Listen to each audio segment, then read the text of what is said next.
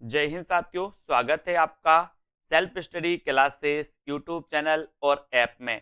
दोस्तों, अभी तक अगर आपने सेल्फ स्टडी क्लासेस का ऐप डाउनलोड नहीं किया तो ऐप जरूर डाउनलोड कर लें। दोस्तों, आप हिंदी साहित्य का संपूर्ण कोर्स, टीजीटी पीजीटी का मॉडल पेपर, हिंदी साहित्य की 3000 प्रश्नों की टेस्ट सीरीज, इनको आपको दोस्तों इसमें एडमिशन आप ले सकते हैं कम से कम प्राइस में। ठीक है, तो आज जो तो हम डाउट्स वाले प्रश्नों को पढ़ने वाले हैं जो हमेशा एग्जाम में आते हैं।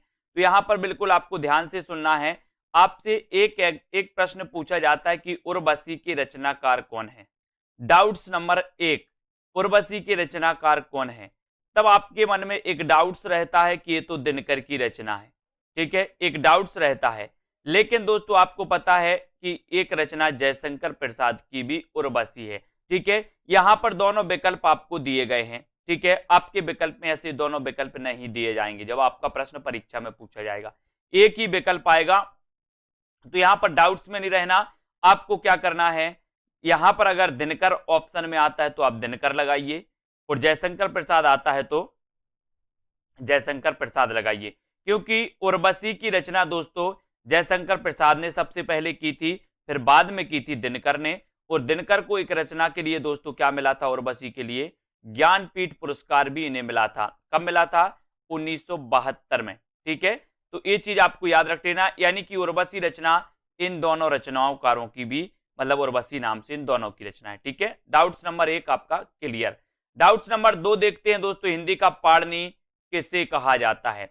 हिंदी का पाणिनि किसे कहा जाता है। अब दोस्तों यहां पर क्या डाउट्स रहता है आपका, सबसे पहले आपसे पूछा जाता है हिंदी का पाणिनि, और आप आंखें बंद करके लगाते कामता प्रसाद गुरु। ठीक है, जबकि क्वेश्चन ऐसा नहीं है। हिंदी का पाणिनि आपसे पूछा है अगर, तो आपको लगाना किशोरी दास वाजपेयी। अगर हिंदी का पाणिनि आपसे पूछा है तब आपका उत्तर होगा किशोरी दास वाजपेयी। लेकिन अगर यहां पर आपसे पूछा कि हिंदी व्याकरण का पाणिनि, अगर आपसे हिंदी व्याकरण का पाणिनि पूछा है तो आप क्या लगाओगे, कामता प्रसाद गुरु। तो दो क्वेश्चन यहां से आपके डाउट्स वाले क्लियर हो जाते हैं। क्या क्या हो जाते हैं, आपसे नॉर्मल क्वेश्चन आएगा कि हिंदी का पाणिनि किसे कहा जाता, तो आप क्या लगाओगे, किशोरी दास वाजपेयी। अगर आपसे पूछा जाए हिंदी व्याकरण का पाणिनि किसे कहा जाता, तो आप लगाओगे कामता प्रसाद गुरु, है ना। फिर आपसे अगर पूछा जाएगा दोस्तों कि प्राकृत का पाणिनि किसे कहा जाता, तो आपका उत्तर हो जाएगा हेमचंद्र, आपको पता होगा। ठीक है, तो इस प्रकार से क्वेश्चन आते हैं। तो डाउट्स नंबर 2 आपका यहां पर क्लियर होता है। बात कर लेते डाउट्स नंबर 3 की। प्रयोगवाद शब्द का सबसे पहले प्रयोग किसने किया। अब यहां पर क्या डाउट्स रहता है दोस्तों, ये डाउट्स रहता है कि प्रयोगवाद का जब प्रवर्तन या प्रयोगवाद के जब प्रवर्तक अज्ञेय माने जाते हैं, तो प्रयोगवाद शब्द का सबसे पहले प्रयोग भी किसने किया होगा, अज्ञेय ने। ऐसा आप मान बैठते अगर आपने नहीं पढ़ा तो। लेकिन आपको पता होनी चाहिए कि प्रयोगवाद शब्द का सबसे पहले प्रयोग किया था किसने, नंद दुलारी वाजपेयी ने। सबसे पहले प्रयोग किया था इस प्रयोगवाद का किसने, नंद दुलारी वाजपेयी ने। लेकिन अगर यहां क्वेश्चन पूछा जाता है कि प्रयोगवाद के प्रवर्तक कौन है, तो आप लगाओगे क्या, अज्ञेय। प्रयोगवाद के प्रवर्तक कौन है, तो अज्ञेय। प्रयोगवाद शब्द का सबसे पहले प्रयोग किसने किया, तो आप लगाओगे नंद दुलारी वाजपेयी। ठीक है, तो डाउट्स नंबर 3 आपका यहां से क्लियर हो जाता है। बात करते हैं दोस्तों डाउट्स नंबर 4 की। एक राष्ट्रीय आत्मा नाम से किसे जाना जाता है। अब ऐसा अगर क्वेश्चन आपसे पूछा जाए तो आप कंफ्यूज हो जाते हो और आप आंखें बंद करके लगा देते माखनलाल चतुर्वेदी। लेकिन क्वेश्चन ऐसा नहीं है, है ना। क्वेश्चन क्या बोला, एक राष्ट्रीय आत्मा। तो राष्ट्रीय आत्मा अगर आपसे पूछा जाता तो आपका उत्तर होगा राजा राम शुक्ल, है ना। अगर आपसे पूछा जाएगा एक राष्ट्रीय आत्मा नाम से किसे जाना जाता, तो आप लगाते राजा राम शुक्ल। अगर आपसे पूछा जाता कि एक भारतीय आत्मा, एक भारतीय आत्मा नाम से किसे जाना जाता, तो आप क्या लगाते दोस्तों, माखनलाल चतुर्वेदी। तो जो दो प्रश्न डाउट्स वाले आते हैं, आपसे पूछा जाएगा एक भारतीय आत्मा किसे जाना जाता, तो आप माखनलाल चतुर्वेदी लगाना, और एक राष्ट्रीय आत्मा नाम से किसे जाना जाता, तो आप क्या लगाओगे, राजा राम शुक्ल। तो डाउट्स नंबर 4 आपका बिल्कुल क्लियर। ठीक है, डाउट्स नंबर 5 है ना, अपभ्रंश का भवभूति किससे कहा जाता है। अपभ्रंश का भवभूति किसे कहा जाता है, तो यहां पर दोस्तों दो चीजें बनती हैं। एक तो पूछा जाता है अपभ्रंश का वाल्मीकि, है ना, एक अपभ्रंश का वाल्मीकि पूछा जाता है। तो अपभ्रंश का वाल्मीकि और अपभ्रंश का भवभूति, यहां पर आपको कंफ्यूज हो जाता है कि अपभ्रंश का वाल्मीकि किसे कहा जाता, अपभ्रंश का भवभूति किसे कहा जाता। तो याद रख लेना, अपभ्रंश का भवभूति कहा जाता दोस्तों पुष्पदंत को। अब हमें काय की भभूति लगाना है, बोले सर हम पुष्प की भभूति लगाएंगे, है ना। तो आपसे पूछा जाएगा अपभ्रंश का भवभूति किसे कहा जाता, तो आप उत्तर लगाओगे पुष्पदंत। लेकिन अगर आपसे पूछा जाए कि अपभ्रंश का वाल्मीकि किसे कहा जाता, तो आप क्या लगाओगे, स्वयंभू, है ना। बोले हम तो स्वयं वाल्मीकि हैं, स्वयं वाल्मीकि, तो स्वयं से स्वयंभू और वाल्मीकि से वाल्मीकि। तो अब कबीर की भाषा को साधुक्कड़ी भाषा किसने कहा। यहां पर दोस्तों बहुत सारा डाउट्स रहता है। डाउट्स कैसा रहता है, दो क्वेश्चन पूछे जाते हैं। एक तो पूछा जाता है कि कबीर की भाषा को पंचमेल खिचड़ी किसने कहा, और दूसरा पूछा जाता है कबीर की भाषा को साधुक्कड़ी किसने कहा, है ना। तो और दोस्तों कबीर को वाणी का डिक्टेटर किसने कहा, तीसरा क्वेश्चन। इन तीन में डाउट्स रहते हैं। अब इस डाउट्स को अब आज हम क्लियर करते हैं। डाउट्स नंबर अपना फर्स्ट यही है कि कबीर की भाषा को साधुक्कड़ी किसने कहा। तो तब ऐसा अगर पूछा जाए साधुक्कड़ी किसने कहा, तो आपको लगाना रामचंद्र शुक्ल, है ना। और अगर आपसे पूछा जाए कि कबीर की भाषा को पंचमेल खिचड़ी किसने कहा, तो पंचमेल खिचड़ी किसने कहा, श्याम सुंदर दास ने। अब बोले सर इसको कैसे याद रखेंगे, तो आपको पता है जब पंचमेल खिचड़ी बनेगी तो वो खराब बनेगी या फिर सुंदर बनेगी।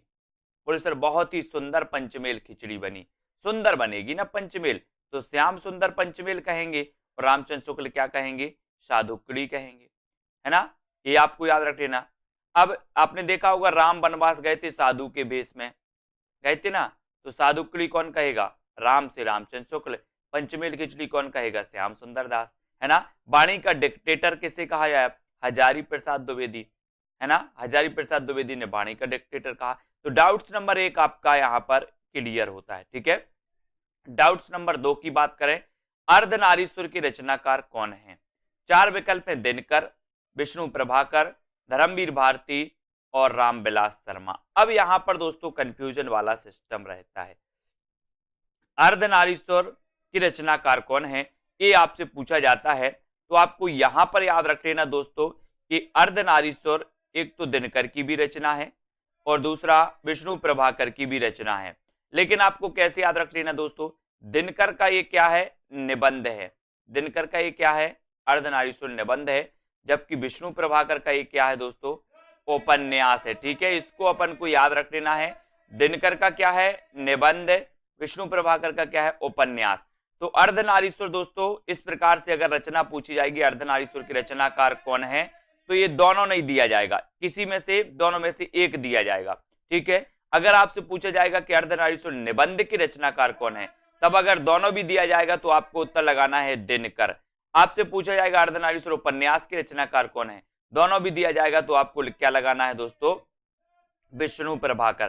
तो विष्णु प्रभाकर का अर्धनारीश्वर क्या है, उपन्यास, और दिनकर जी का क्या है, निबंध, ठीक है। तो ये डाउट्स नंबर 2 आपका क्या होता है, क्लियर होता है, ठीक है। अब दोस्तों यहां पर आते त्रिशंकु के रचनाकार कौन है। ये त्रिशंकु कई बार रचना पूछी गई दोस्तों। त्रिशंकु के रचनाकार कौन माने जाते हैं, तो त्रिशंकु देखो तीनों की रचना है दोस्तों, अज्ञेय की भी रचना है, ब्रजमोहन सिंह की भी रचना है और मन्नू भंडारी की रचना भी त्रिशंकु है। अब आप लोग पढ़ते कि सर त्रिशंकु रचना आती है, कभी आप मन्नू भंडारी बता देते हो, कभी अज्ञेय बता देते हो, लेकिन आज का जो डाउट्स है वो आपका आज क्लियर होना चाहिए, है ना। अज्ञेय जी का त्रिशंकु क्या है, निबंध है। अज्ञेय जी का त्रिशंकु क्या है दोस्तों, निबंध है, ठीक है। ब्रजमोहन सिंह का त्रिशंकु क्या है, नाटक है, नाटक है, ठीक है। मन्नू भंडारी का त्रिशंकु क्या है, कथा संग्रह या कहानी संग्रह है, ठीक है। तो यहां पर आपको डाउट्स नहीं करना। आपसे अगर पूछा जाए कि त्रिशंकु कहानी संग्रह की लेखिका कौन है या लेखक कौन है, तो मन्नू भंडारी, ठीक है। अगर आपसे पूछा जाए त्रिशंकु नाटक किसका है, तो आप बताओगे ब्रजमोहन सिंह। त्रिशंकु दोस्तों निबंध किसका है, तो आप क्या बताओगे, अज्ञेय जी का। और नॉर्मल क्वेश्चन अगर पूछा जाए कि त्रिशंकु के रचनाकार कौन है, तो 3 में से विकल्प में एक आपके विकल्प में दिया जाएगा, या तो अज्ञेय होगा या ब्रजमोहन सिंह या मन्नू भंडारी। इन 3 में से एक आपके विकल्प में होगा, तीनों कभी नहीं होगा, ठीक है। तो त्रिशंकु निबंध किसका, अज्ञेय। त्रिशंकु नाटक ब्रजमोहन सिंह, है ना। त्रिशंकु दोस्तों कहानी संग्रह मन्नू भंडारी, ठीक है। तो डाउट्स नंबर दोस्तों अपना ये क्लियर होता है ना। सभी का डाउट्स इसी प्रकार से दोस्तों कई वीडियो आने वाले हैं डाउट्स वाले, जिनको अपन क्लियर करेंगे। अगला क्वेश्चन आपका बनता है कि हिंदी का ऐतिहासिक उपन्यासकार प्रथम है ना, प्रथम ऐतिहासिक उपन्यासकार कौन माना जाता है? प्रथम, ठीक है। तो प्रथम ऐतिहासिक उपन्यासकार कौन माने जाते हैं? तब यहां आपका डाउट्स रहता है वृंदावन लाल वर्मा में और किशोरीलाल गोस्वामी में, है ना। जबकि दोस्तों आपको पता है हिंदी के प्रथम ऐतिहासिक उपन्यासकार जो माने जाते हैं वो किशोरीलाल गोस्वामी माने जाते हैं। कौन माने जाते हैं? किशोरीलाल गोस्वामी माने जाते हैं। जबकि अगला ही क्वेश्चन पूछा जाता है कि हिंदी में ऐतिहासिक कहानी परंपरा के जो जनक माने जाते हैं वो कौन माने जाते हैं? ऐतिहासिक कहानी के जनक कौन माने जाते हैं? वृंदावन लाल वर्मा। जबकि हिंदी के प्रथम ऐतिहासिक उपन्यासकार माने जाते हैं कौन? किशोरीलाल गोस्वामी, है ना। तो इसको याद रख लेना। इसका उत्तर आपका क्या होगा? हिंदी के प्रथम ऐतिहासिक उपन्यासकार किशोरीलाल गोस्वामी। जबकि हिंदी के प्रथम कहानी हिंदी की दोस्तों ऐतिहासिक कहानी के जो जनक माने जाते, ऐतिहासिक कहानी के जो जनक माने जाते वो वृंदावन लाल वर्मा, ठीक है। वृंदावन लाल वर्मा को ऐतिहासिक कहानियों की परंपरा का जनक माना जाता है, याद रख लेना। ऐतिहासिक कहानियों की परंपरा का जनक वृंदावन लाल वर्मा, ऐतिहासिक दोस्तों उपन्यास की परंपरा का जनक किशोरीलाल गोस्वामी, या हिंदी के प्रथम ऐतिहासिक उपन्यासकार जो माने जाते वो किशोरीलाल गोस्वामी। तो डाउट्स आपका यहाँ पर क्लियर होता है दोनों का, ठीक है। अब दोस्तों हम आगे बात करेंगे अगले प्रश्न पर। एक क्वेश्चन पूछा जाता है कठिन काव्य का प्रेत किसे कहा जाता है? कठिन काव्य का प्रेत किसे कहा जाता है? और दूसरा क्वेश्चन पूछा जाता है कठिन गद्य का प्रेत किसे कहा जाता है? दोनों में लोग कंफ्यूज होते हैं, कठिन काव्य का प्रेत और कठिन गद्य का प्रेत। तो यहां पर एक चीज आपको याद रखनी है कि दोस्तों काव्य अगर पूछा जाए तो काव्य का प्रेत आपका उत्तर होगा केशव दास, और अगर काव्य की जगह गद्य पूछा जाए तो गद्य में आपका उत्तर होगा अज्ञेय। कॉमन सेंस कैसे लगाओगे? बोले सर केशव दास ने काव्य ही लिखा है, केशव दास ने क्या काव्य रचना ही की है, तो कठिन काव्य का प्रेत केशव दास को ही कहा जाएगा। जबकि दोस्तों अज्ञेय ने आपने काव्य रचना भी की है ना, गद्य में भी इन्होंने दोस्तों रचनाएं की हैं। तो कठिन गद्य का प्रेत अज्ञेय, कठिन काव्य का प्रेत केशव दास।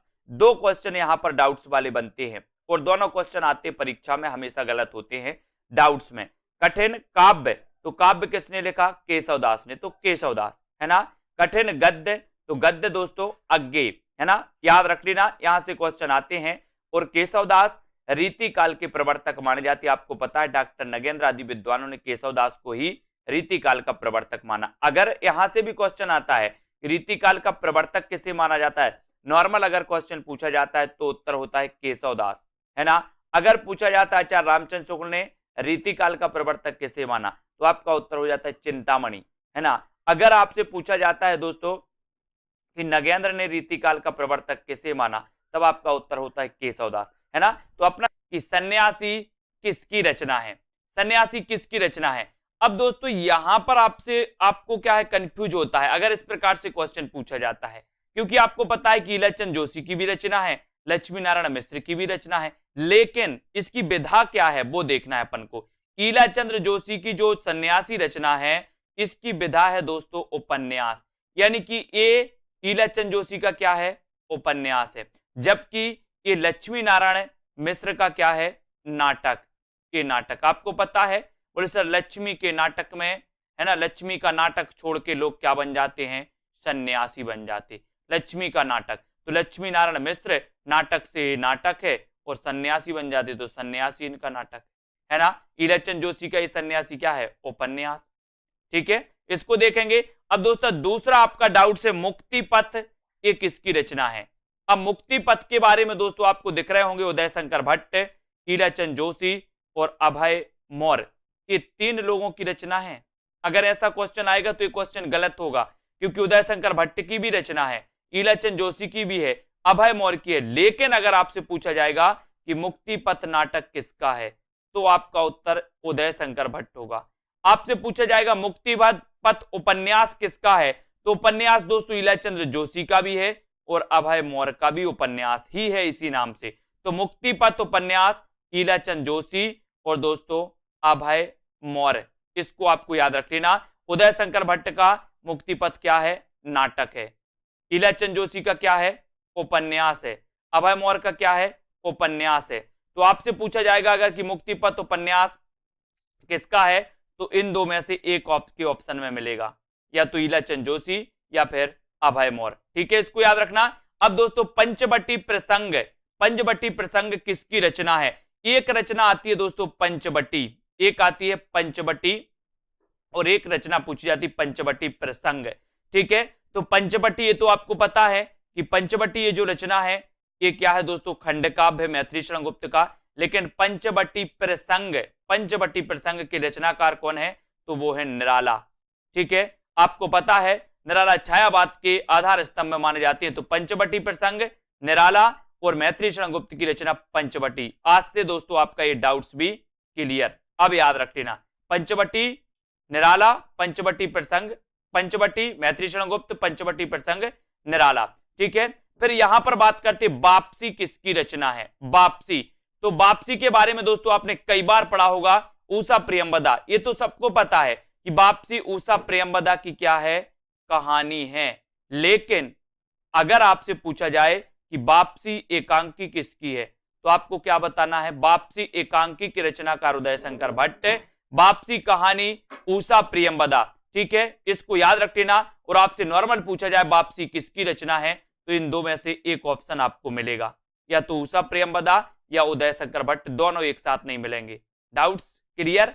इसी प्रकार से दोस्तों आपको बने रहना है, वीडियो को लाइक और शेयर जरूर करना है। आपका अगला डाउट से रस विमर्श किसकी रचना है? रस विमर्श के लेखक कौन है?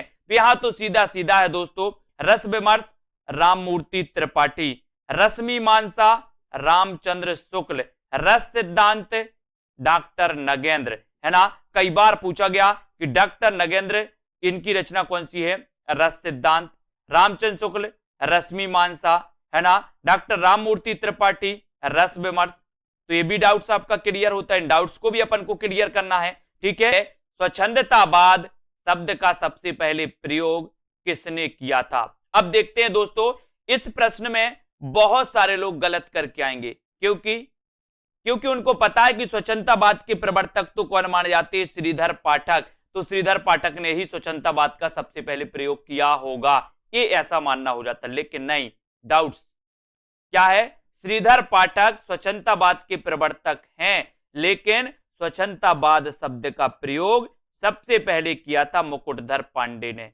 अपन पढ़ते ना कि छायावाद शब्द का सबसे पहले प्रयोग किसने किया था?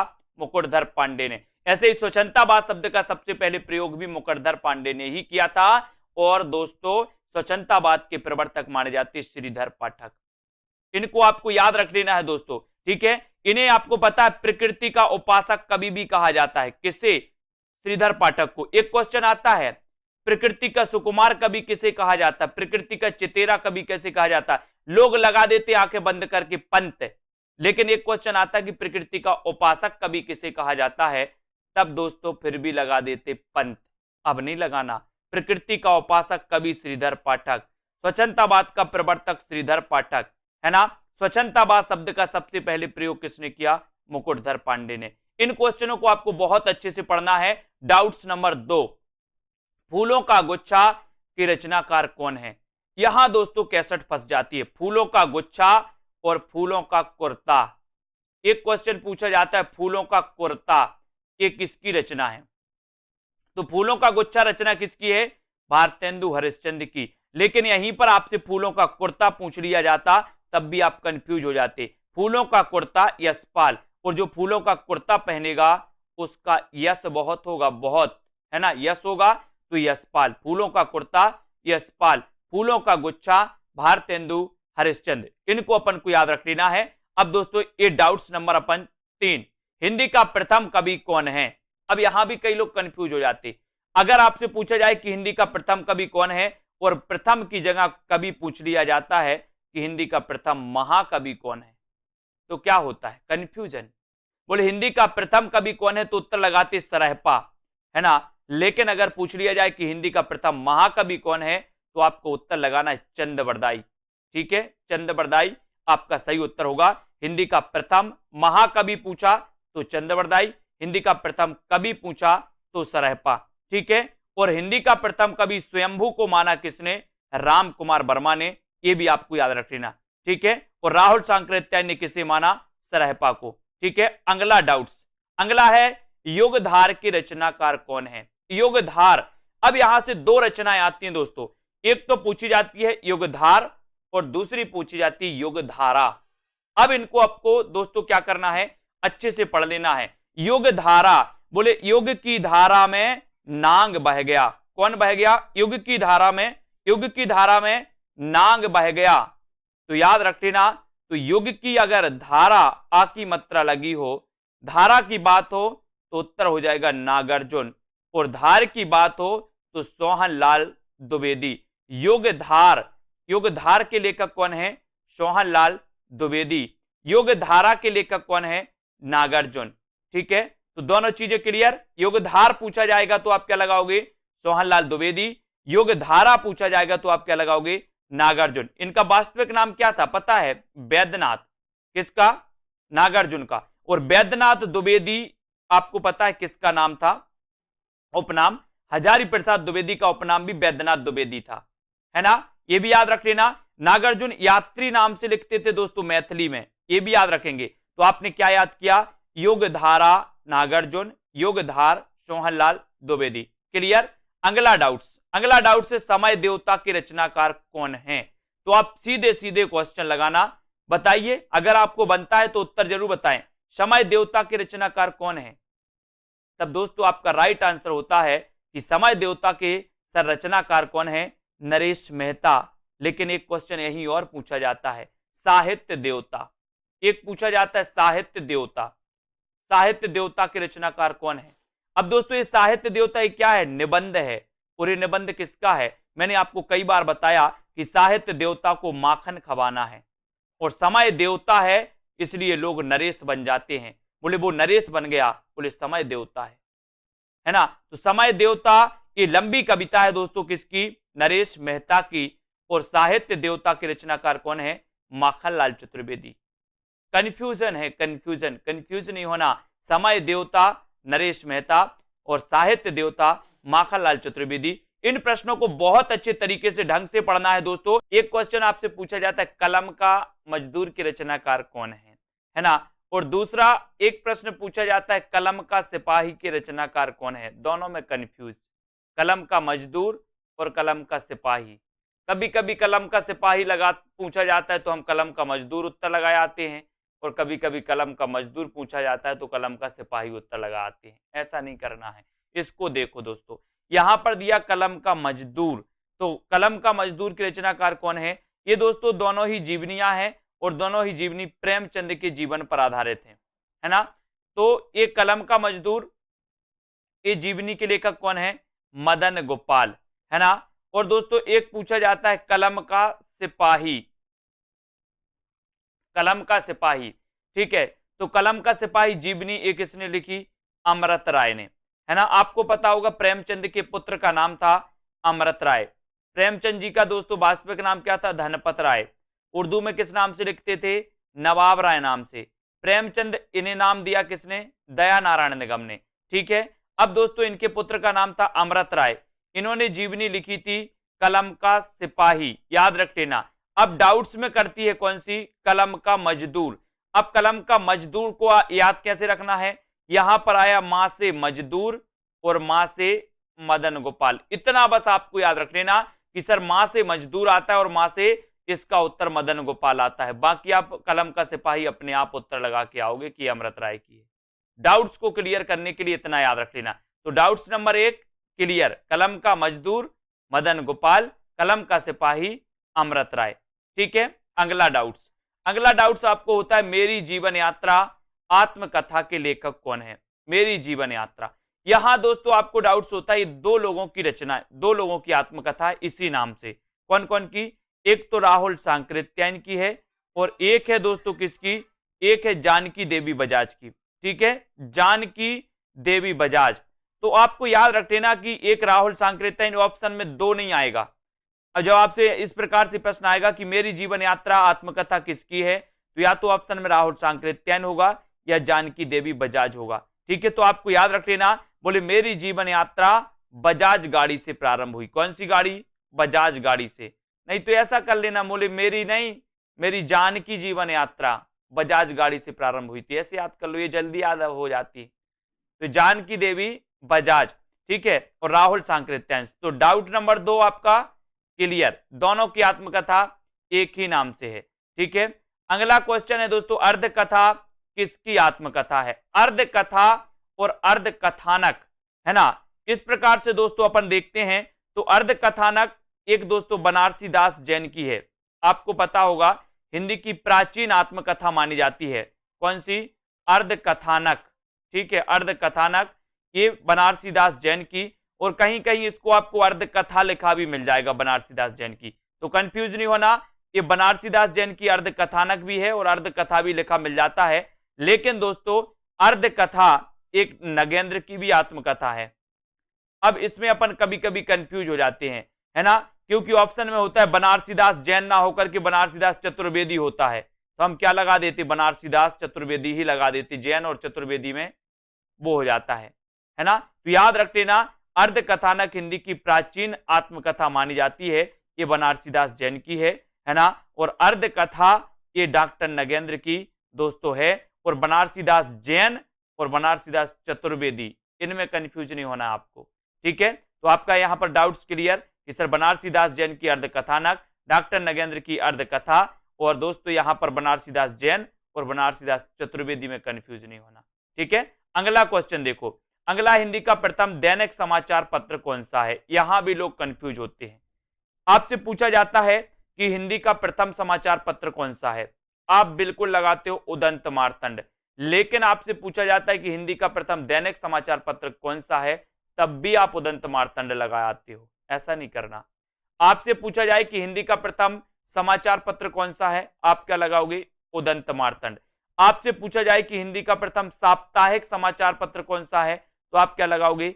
उदंत मार्तंड। लेकिन अगर आपसे पूछा जाए कि हिंदी का प्रथम दैनिक समाचार पत्र कौन सा है, तो आपको उदंत मार्तंड नहीं लगाना, क्योंकि जो दैनिक प्रथम दैनिक समाचार पत्र था वो था कौन सा? समाचार सुधावर्षण, है ना। इसके संपादक थे श्याम सुंदर सेन, ठीक है, इसको याद रख लेना दोस्तों, श्याम सुंदर सेन, ये समाचार सुधावर्षण, ठीक है। और उदंत मार्तंड ये आपको याद रख लेना, ठीक है। ये दोस्तों ये हिंदी का प्रथम है ना, और ये साप्ताहिक है, और ये हिंदी का प्रथम दैनिक समाचार पत्र है। Doubts clear?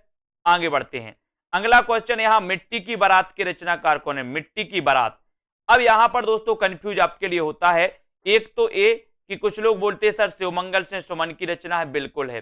कुछ लोग बोलते हैं त्रिलोचन की रचना है, बिल्कुल है। दोनों की रचना है दोस्तों ये, ठीक है। आपको याद रख लेना है कि सर ये मिट्टी की बारात जो है ये शिवमंगल से सुमन का कविता संग्रह है ना, जबकि त्रिलोचन की ये क्या है?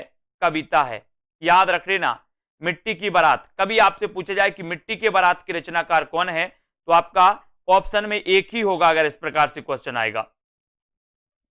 या आपसे पूछा जाएगा कि मिट्टी की बारात कविता संग्रह के रचनाकार कौन है, तब आपका उत्तर शिवमंगल से सुमन होगा, चाहे ऑप्शन में त्रिलोचन भी हो, है ना। या आपसे पूछा जाए मिट्टी की बारात कविता के लेखक कौन है, कविता के कवि कौन है, कविता के रचनाकार कौन है, तो आपका उत्तर हो जाएगा त्रिलोचन। इस प्रकार से दोस्तों आपसे पूछा जाता है, तो मिट्टी की बारात के रचनाकार कौन है, इस प्रकार से अगर क्वेश्चन आएगा तो इन दो में से आपका एक ही ऑप्शन आएगा, या तो शिवमंगल से सुमन या फिर त्रिलोचन, ठीक है, क्योंकि ये दोनों की रचना है दोस्तों मिट्टी की बारात। कंफ्यूज दूर, है ना, इस प्रकार से। अब दोस्तों यहां पर अपन रोज ये अपना डाउट सेशन चलता है, डाउट्स अपन क्लियर करते हैं। यहां पर अपन ने हिंदी के प्रथम दैनिक समाचार पत्र को पढ़ा, मिट्टी की बारात को देखा, है ना, और दोस्तों जीवनी देखी अपन ने, कलम का सिपाही, कलम का मजदूर, इनका डाउट्स क्लियर किया। तो ऐसे ही दोस्तों अनेकों वीडियो आने वाले हैं, आपको बस क्या करना है, ऐसा ही सेशन अपना चलता है और बढ़िया से बढ़िया दोस्तों आपको कोर्स कराया जाता है सेल्फ स्टडी क्लासेस ऐप पर। आपको कुछ नहीं करना है, आप दोस्तों अगर हिंदी साहित्य के स्टूडेंट हैं तो सेल्फ स्टडी क्लासेस से आपको जरूर जुड़ना है। आपको self study classes app download करना है, और ऐप डाउनलोड आप कर लेते हो दोस्तों, तो आपको वहां पर हिंदी साहित्य का संपूर्ण कोर्स लॉन्च किया गया, उस कोर्स में एडमिशन ले सकते हो। टीजीटी पीजीटी का मॉडल पेपर लॉन्च किया गया, उसमें आपको लेना तो ले सकते हो। 3000 प्रश्नों की टेस्ट सीरीज लॉन्च की गई है, उसमें अगर आपको प्रैक्टिस करना है, अपना आकलन करना है, तो आप उसमें एडमिशन ले सकते हो, ठीक है। तो बम्पर तरीके से दोस्तों आपको जहां पर यूट्यूब में बहुत सारा मटेरियल दिया जाता है इस चैनल के माध्यम से, वहीं ऐप पर भी दोस्तों आपको बहुत सारी चीजें प्रोवाइड की जाती है, जहां पर ट्रिकी वीडियो, विस्तृत अध्ययन, टॉपिक वाइज टेस्ट, ये सारी चीजें मिलती हैं। ठीक है, तो जरूर जुड़े, नीचे नंबर चल रहा है तो नंबर पे भी संपर्क कर सकते हैं। और दोस्तों जुड़े रहें, वीडियो को लाइक और अपने मित्रों तक शेयर जरूर करें। जय हिंद। बहुत सारे स्टूडेंट को ऐप डाउनलोड नहीं करते बन रहा है, या फिर कर भी लिया है तो कोर्स भी नहीं देख पा रहे हैं। तो मैं आज उनको बता दूं कि ये जो सेल्फ स्टडी क्लासेस इस प्रकार से जब आप प्ले स्टोर से करते हैं तो ये आपका वेल जो है आइकन उसमें लगा हुआ है ना।